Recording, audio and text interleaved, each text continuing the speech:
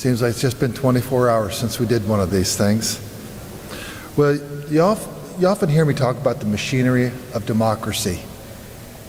And so today I'm going to talk about another key element of that machine. Today is about ensuring confidence in the outcome of our elections in Georgia and really across our entire country. Today, as Georgia law requires, I am announcing the statewide contest that will be the subject of the Risk Limiting Audit, or RLA.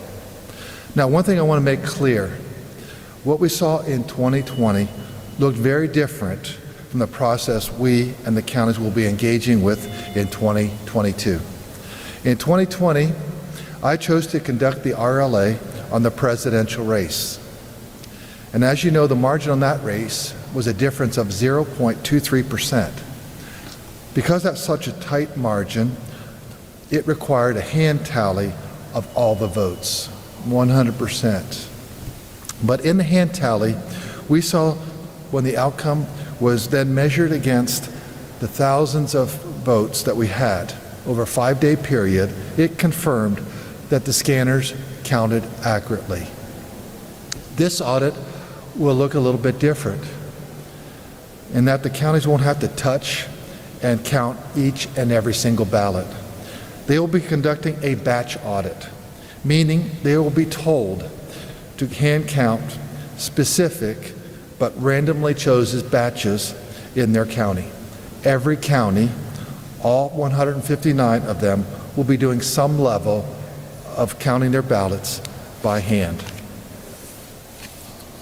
The law calls for a risk limiting audit of 90% minimum. I am raising that to a 95% risk limit audit. We are working with Voting Works and their Arlo program to coordinate and measure the counts and risk limit achieved.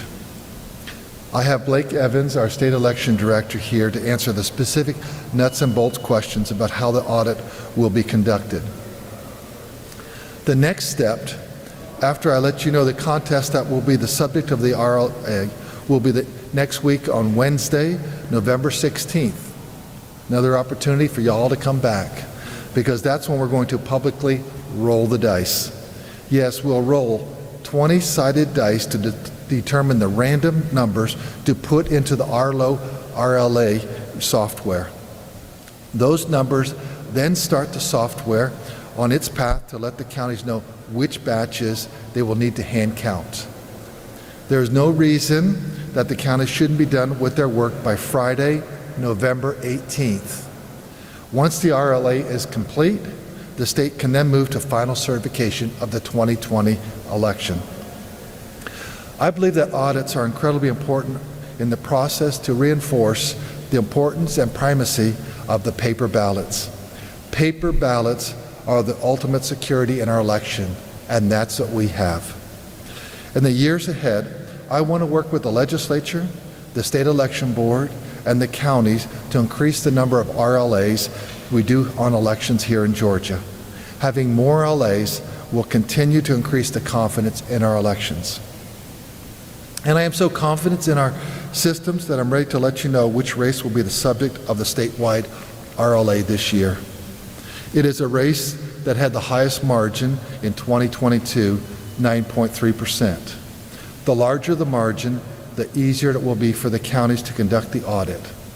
And that's important because they're going to have an ongoing senatorial runoff race. I know they have a lot on their plate. The race that will be subject of the Georgia 2022 statewide risk limiting audit will be the Secretary of State contest.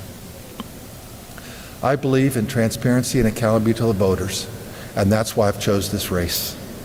Before I hand it over to Blake for the description of how the audit will proceed, I did want to thank the county election workers and the voters of Georgia. In counting votes yesterday, we saw that we had the most votes ever cast in a midterm election in 2022.